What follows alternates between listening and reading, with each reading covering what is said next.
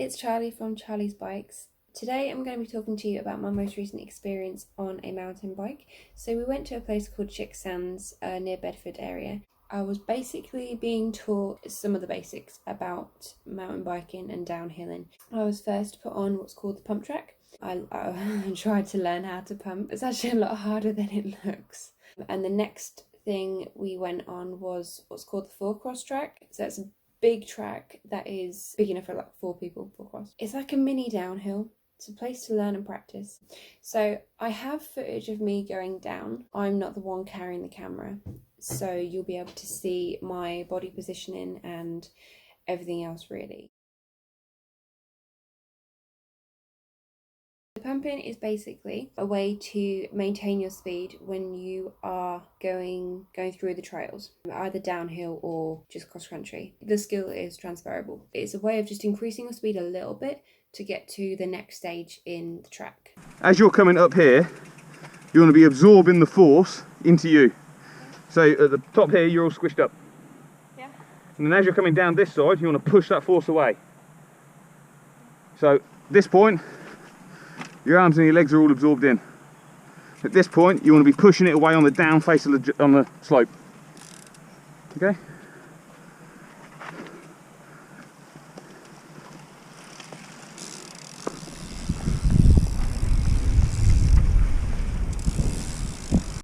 So whilst you're watching this, you'll see that I'm still trying to push, but my body coordination is not very good. So I'm pushing with my arms, but my legs still look really, really stiff. Now, bear in mind, I'm still learning. I've done this twice now. Every time I've done it, I've come off and I've always had an injury. But you can see that my body's tense. I'm not moving the way I should be. I should be nice and flowy and it should be smooth. But that's not what you can see here. When I'm doing this, I need to try and find a way of relaxing and knowing that it's going to be okay. It's still a scary thing to do something you're not used to doing. So if this is your first time, if you're learning, please take from this, you're not alone. And I'm probably a lot worse than you. So in this one thing I noticed is that going round the corner at speed actually helped with the pumping. If you're going too slow, it is very difficult to have any sort of momentum to increase. I found that when I went round the corner a bit faster, then I could loosen my body up a little bit more. I felt more comfortable and it was easier to push down. Initially I was going slow around the corners because I came off on one of the corners. So I was a bit nervous, but as you see in this, the higher the speed, the more lean you can get. Now what I mean by that is that the more you can really bed yourself into that corner, you can push your legs into it and you'll feel yourself grounding into that corner. So when you're grounded in, you feel like you get more of an arch coming round. You'll feel yourself on a slight lean, which is what you need. That helps with the speed. If you're going slow around the corner, you'll be on like the edge of it. You won't be where the track is itself. So all the tracks that have any sort of corners or berms, they're called, you'll find that they are built to support you. There is a lot of support in those corners, you just have to trust it. So when we came out of that corner, I was trying to hit it a lot faster and you'll see my body's a bit looser. I'm a bit more relaxed now. I'm comfortable. So you can see that my legs are a bit looser and that I'm moving my entire body down and up again when I'm trying to go over those 3 bumps.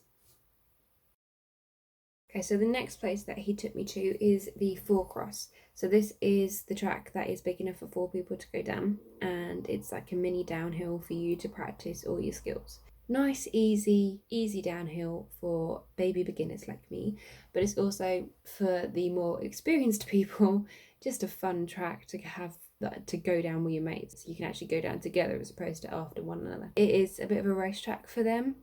Obviously not for me, nice and slow. So I go down at about 3 times as slow as everybody else. Okay, so this is my very first time going down it. I don't use the ramp because quite frankly that terrifies me. So I'm just taking it nice and steady, which is why it takes me about 1.5 minutes to get down it in comparison to everyone who takes about 30 seconds. But yeah, I'm a little bit wobbly. And here, it's too steep to get up at my speed, so I have to pedal. Everybody else doesn't need to pedal, it's just me. I'm sure one day I'll be quicker. And then that's it, you're at the end.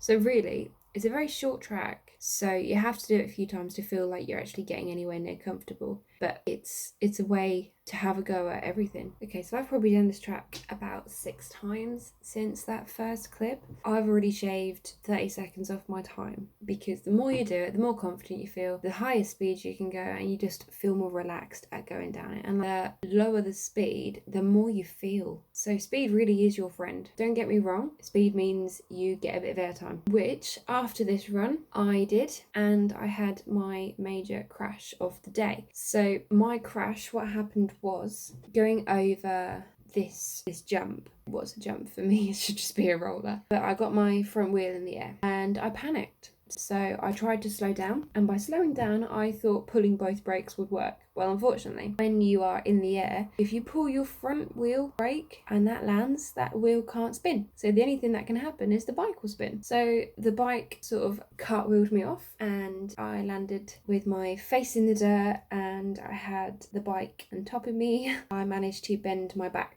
the wrong way. It was probably one of the worst crashes I've had, and it's one that's caused several bruises everywhere. I'm now black and blue. However, the best thing about that crash was the way that it proved to me that wearing armour is exceptionally important. Without those, I think I would have done something serious to my back or broke my arm. So I got back on, and this is my run afterwards. I did go a bit slower, because you do, but the fact of the matter is I was still faster than my very first run, which is what you need. You need to put yourself back in that position. So here it is, look, I'm coming up to it now, and you can see the little dark patch of where I landed. That's okay, is what it is. Okay, yeah, so that was my first time on a mountain bike for quite a little while. I will be posting some videos of my training and my progression as I hopefully improve, because I do have a long way to go. If you like my video, please give it a thumbs up and subscribe to my channel for more videos. Thank you.